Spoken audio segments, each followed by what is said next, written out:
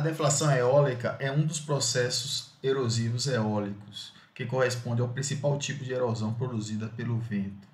Em geral, o vento apresenta uma baixa competência e é bastante seletivo no transporte, onde, durante o transporte, ocorre a remoção seletiva pelos ventos de areias e poeiras presentes na superfície, produzindo depressões e concentração de fragmentos grossos, como cascalho, e mantendo o substrato rochoso, formando os chamados pavimentos desérticos, ou rag deposits. A figura ilustra o processo de deflação, onde as areias estão removendo seletivamente as areias e os sedimentos mais finos, mantendo residualmente as partículas mais grossas e cascalhosas, que gradativamente vão se concentrando até formar um pavimento desértico cascalhoso.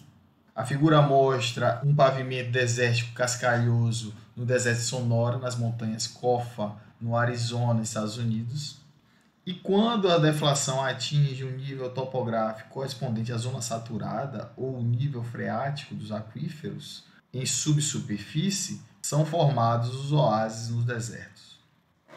Alguns exemplos de pavimentos desérticos no Vale da Lua, no deserto do Atacama, no Chile. Os postes evidenciam como esse processo é atuante na erosão eólica, onde as marcas em branco nos postes estão indicando antigas posições da superfície deflacionar.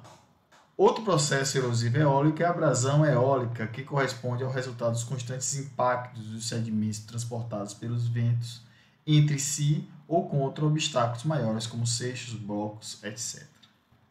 O resultado desses constantes choques está representado na fotografia, onde a superfície dos grãos tende a adquirir um brilho fosco.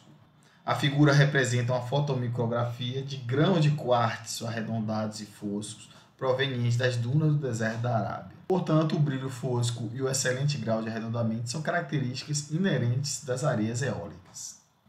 Também como resultado da abrasão eólica, tem-se os ventifactos, que são fragmentos de rocha que apresentam duas ou mais faces planas desenvolvidas por abrasão. A figura mostra a evolução do desenvolvimento desses constantes choques ao longo de uma face de um fragmento que adquire uma face plana e posteriormente vai desenvolvendo outras faces planas por abrasão. E o resultado final são os ventifactos.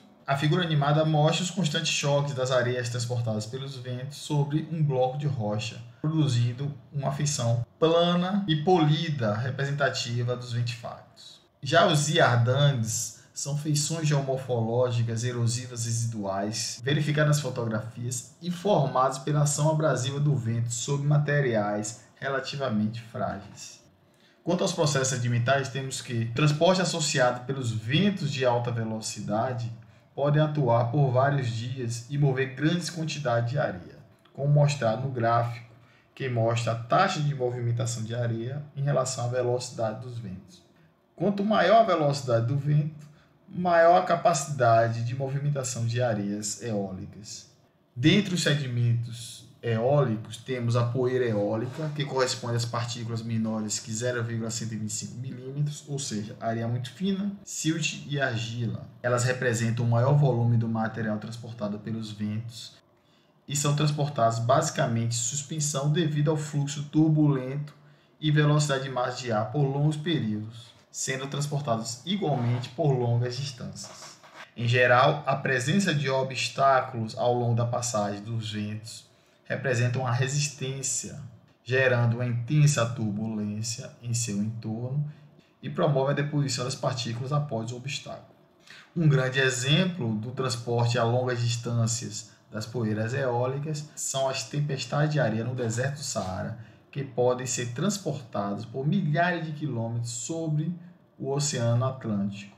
Já as partículas maiores, como a areia muito fina a grossa, de 0,125 a 2 milímetros, sofre transporte mais limitado. A figura mostra o impacto dos grãos arenosos causando deslocamento das partículas de areia por saltação, que é o principal mecanismo de transporte das areias eólicas.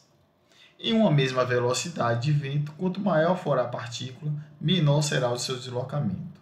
E a colisão de partículas em deslocamento com o grão na superfície promove seu movimento por saltação. Já as partículas maiores, acima de 2 milímetros, pode ocorrer colisão das partículas em deslocamento, causando fragmentação e abrasão. Ou elas podem permanecer em não movimentação, ou sofrer arrasto, e são pouco significativos em relação ao volume de material transportado. Em síntese, temos como características gerais dos sedimentos eólicos, eles são sedimentos monominerálicos, geralmente quartzo, arenitos, muito bem selecionados. É comum a deposição em estruturas como estratificações cruzadas de grande porte, como mostrado na fotografia. E os sedimentos geralmente são vermelhos, rosados, com película de óxido de ferro sobre os grãos de quartzo. Os sedimentos apresentam poucas classes granulométricas e os sedimentos apresentam alta maturidade tanto textural quanto composicionalmente. O tamanho do grão varia de areia fina a grossa. Geralmente a sedimentação é bimodal e micas geralmente são ausentes. Os grãos apresentam um polimento fosco, uma morfologia arredondada e uma alta esfericidade devido ao alto impacto entre esses grãos durante o transporte sedimentar.